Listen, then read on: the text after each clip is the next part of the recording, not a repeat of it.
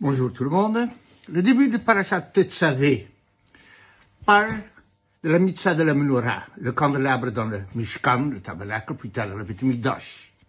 Alors, Hachem nous dit à Moshe, Vatat Tetzavé de Bnei Israël, tu donneras l'ordre aux enfants d'Israël, V'yikru elecha shemen zayit zach, qu'ils t'amènent, qu'ils prennent sur toi, shemen zayit zach, de l'huile d'olive pure.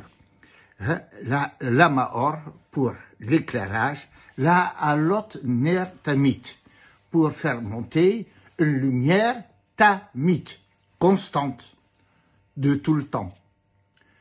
Alors ça, on parle donc de l'allumage de la menorah dans le temple. Rashi sur place pose une question. La halot ner tamit, une lumière constante. Demande Rashi, vahalo eno ala me'erf le'erf, mais c'est tous les soirs, c'est pas constant. Alors Rashi va établir que le mot tamit peut avoir plusieurs significations. Tantôt ça veut dire tamit, vraiment constante, mais ça peut aussi veut dire régulièrement, quotidiennement. Et ici, tamit, il faut le comprendre dans le sens quotidiennement. Il y a une autre explication de la Rambam à regarder, et le Rambam Maïmonide a là une position très particulière. Maïmonide, il dit, qu'est-ce que ça veut dire tamit? Il est le seul commentaire qui le comprend comme ça. Il dit, dans le Beth Mikdash, on allumait la menorah tous les soirs. Le matin, quand c'était fini, on le nettoyait et on le rallumait pour toute la durée de la journée. Donc Rambam il dit, qu'est-ce que ça veut dire? Jour et nuit. Se pose la question. Mais Shraga, à quoi ça sert la lumière dans le jour? Alors il y a plusieurs explications pourquoi le Rambam il entend qu'il faut la lumière dans le Beth Mikdash même le jour.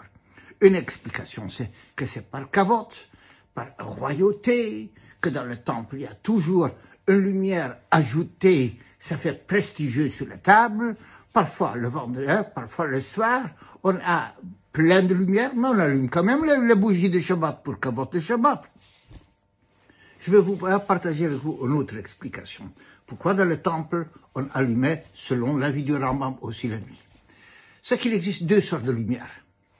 Il existe une lumière profane, naturelle, cosmique. Il existe une lumière sacrée. Dans le Gan Eden, le premier jour, Akadosh Baruch Hu avait créé une lumière. Et nous connaissons le Midrash, il a mis de côté pour les tzadikim, parce que c'était quelque part trop bien pour banaliser cette lumière dans ce monde. Alors, dans le Beth Mikdash, cette lumière continue à brûler. Parce que lorsqu'on est dans le contexte autour de Hachem, lorsqu'on a une lumière sacrée, on réfléchit différemment qu'avec une lumière profane. Tantôt, on a une question et on pense le comprendre avec une lucidité parfaite. Et lorsqu'on se touche à une grande rave, une grande sage, il va nous expliquer, il va nous montrer très différemment. Pourquoi? Parce qu'il est animé par une autre lumière. Une lumière qui provient de la Gemara, du Talmud, une lumière qui provient de Chumash, une lumière qui est sacrée, pas de lumière profane. Et avec une lumière sacrée, on réfléchit différemment. Alors, la Rambam, selon cette explication, que je tiens très à cœur, qui est très précieux, de réfléchir avec une lumière sacrée. On est dans le temple. Et dans le temple, on ne veut pas que ce soit une lumière profane. On veut dépasser cela. Et on va allumer la menorah le jour. Aussi pour dire que c'est vrai qu'il y a la lumière qui entre de l'extérieur. Mais on ne veut pas être intellectuellement conditionné par cette lumière du soleil. On veut être conditionné par la lumière de la menorah. Et ça nous permet d'avoir une vision complètement différente sur la vie. Nos chachamim nous transmettent encore toujours une partie de cette lumière. Plus qu'on a étudié, plus qu'on peut bénéficier de cette lumière. Et ça serait donc une autre explication dans la vie du Rambam qui dit que dans le Beth Mikdash, on allumait également le jour.